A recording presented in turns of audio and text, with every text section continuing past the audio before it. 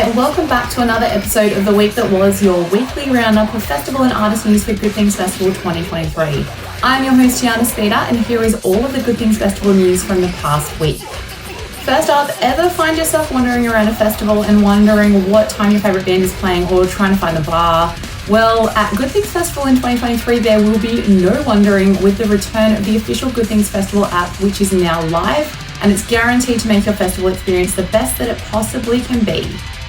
Not only will you get to witness some of the best bands from around the world playing all day long in Melbourne, Sydney and Brisbane next month, the Good Things app also offers the following. We have artist bios about all of our acts, set times so you don't miss your faves and to avoid clashes, a personal planner so you can map out your day, event info for all the important stuff you might need to know, and event maps to help you get where you need to go. To get this app, you simply need to download it onto your relevant device and get planning. Now, in Good Things Battle of the Bands competition news, first up, it is time to announce the winners of our first round of heats, which took place in Melbourne, Sydney and Brisbane last month. And without further ado, here are our first heat winners officially going through to the finals. For Queensland, our Heat 1 winner is Fat Dog and the Tits. In Victoria, the Heat 1 winner is Excuse for an Exit, and taking out the Heat 1 crown in New South Wales is So So. A big congratulations to our first three winners who will go on to battle it out at the finals in their respective states later this month. And with Heat 3 still to come, you better believe the competition is heating up. And speaking of round 3 for our Battle of the Bands Good Things Festival heats, the first two events in Melbourne, Sydney and Brisbane have of course already taken place. And I'm very pleased to report this week the 3 bands from each state who will be battling it out for Heat 3. First up for Queensland, battling it out on Wednesday the 15th of November at the Brightside, it'll be none other than Viper Snatch, The Local Romance and Kodiak Empire. Next up in Victoria's Heat 3, taking place on Wednesday the 15th of November at Stay Gold, we have Ghost Seeker, Nightlight and Quarterform. And for Sydney Heat 3, throwing down on Sunday the 19th of November at the Burdekin, it'll be A Swift Farewell, Blake Williams and Aurotech. We had over 200 bands enter to battle it out for their chance to perform at their local Good Things Festival event in each state for this Battle of the Bands, and while playing the Good Things stage this December will offer some truly unforgettable moments for our overall finalists, each state's winner will also take home a range of prizes fit for a rock star that will help you and your band ignite your creative journey well beyond Good Things. Get along to support your city's bands if you happen to be in town next week for round 3 of our heats. Votes for each heat will be 50% weighted by crowd voting and 50% by a judging panel. To vote, if you are attending, you'll receive 1 token upon entry with additional tokens available for every drink that you buy. Simply place your token or tokens in your bucket of choice representing the artist at the end of the last set, and stay tuned for our next Battle of the Bands announcements coming very soon. It is nearly finals time. Now on to some band news, and one of our bands who will be bringing the riffs and glossy pop and metal rock this December is of course American rockers Prevail. But while we're not so patiently waiting for them to touch back down their shores in December, Prevail also recently appeared at another Good Things Festival Alumni Artist Festival, with Prevail performing at Bring Me the Horizon's Next Fest in Japan. Not only was it a show to remember for all in attendance, with one Instagram user reporting that they busted their knee during the mosh, but regretted nothing, but Prevail also hung out with another Good Things alumni band, Japan's very own Babymetal, with Prevail rocking official Babymetal fans in a very adorable backstage pic. Next up in some news, if you, like me, hate lugging stuff around at festivals but you want to be prepared, I have some very good news for you today. In breaking Good Things Festival news this week, our BSafe mobile lockers are now available to pre-order.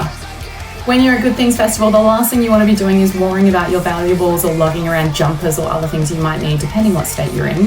BSafe mobile lockers will be available on site at Melbourne, Sydney and Brisbane, allowing you to store all of your items safely and without a care in the world. Head to goodthingsfestival.com.au's blog to pre-order your locker today. And for Taking Back Sunday fans, the exciting moment arrived just over a week ago when the band finally released their brand new album 152.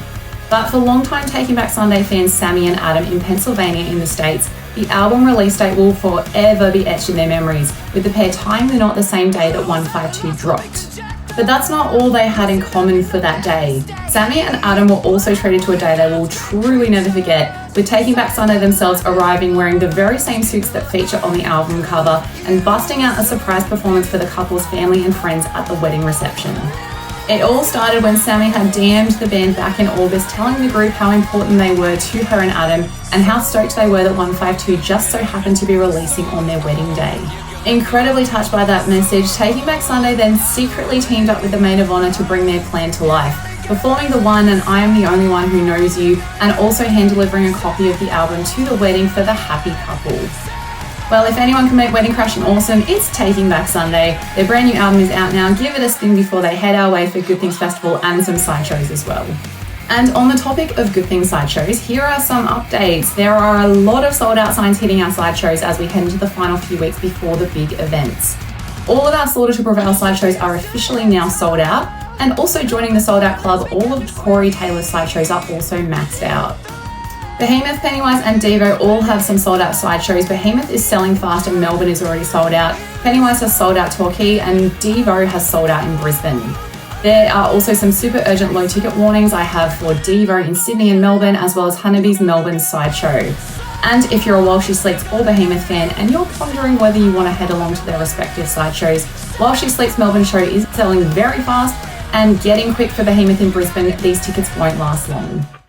And in some new music news, keep your ears peeled this Friday. Our favourite British genre-blurring rockers Enter Shikari are set to release a brand new single, and it is going to be with none other than Sydney-based cult alt popper Aviva.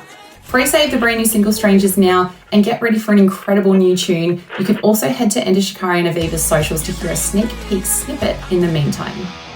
And lastly today, his sideshows may be already sold out, but I can finally reveal the details about the insanely stacked Cory Taylor prize as part of Good Things Festival.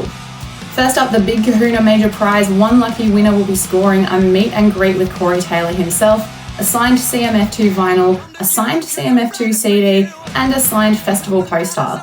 And if that's not enough, the main prize winner will also be announced via a video message straight from Cory Taylor himself. And that is not all, there will also be one leaderboard exclusive prize up for grabs, with this winner set to grab a signed CMF2 vinyl and a signed CMF2 CD. And that is still not all, there will also be some runner-up prizes on offer, with one CMF2 vinyl and one CMF2 CD up for grabs at each Good Things Festival show. And I'm sounding like a Dentel ad here if anyone gets that reference, but that is still not all. The icing on the Cory Taylor competition cake will be that Cory and his band have agreed to participate in a fan-driven interview. Yes, you, the fans, will have a chance to have a question included in a filmed interview. When entering this Cory comp, fans will have the option to ask the guys any question at all about CMF2, Good Things, or the Australian tour in general. The best questions will be used in a filmed interview. You definitely don't want to miss this awesome opportunity. If you are a Cory Taylor fan, head over to goodthingsfestival.com.au and get entering.